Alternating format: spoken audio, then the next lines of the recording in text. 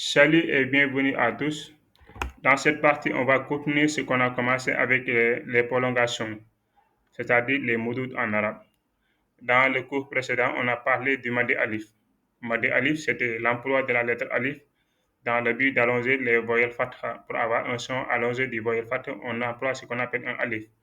Maintenant, aujourd'hui, dans cette partie du cours, on va voir ce qu'on appelle Madiya. Madiya, c'est simple, c'est l'emploi de la lettre Ya qui vient juste après un kasra dans le but d'avoir un son allongé du kasra. Cela est fait, sera fait par la lettre Ya. C'est une lettre Ya qui n'a pas de voyelle. La lettre de prolongation, elle ne porte pas de voyelle. Donc, dans cette particularité de cette maddiya, il vient juste après un kasra. Je dis bien kasra.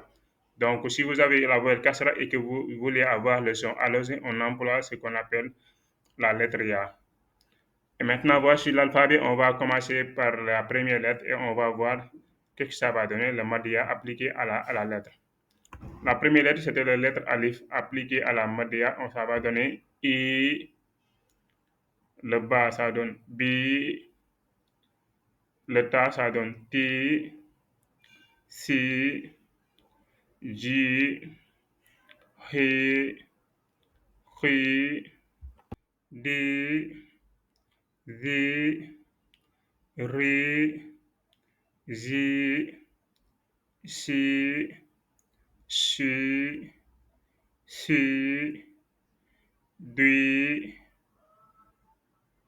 Tui, Zi, Ri, Ri, Fi, Qui, Ki, Li, Mi, Ni, Hi, Oui, et enfin on a Yi.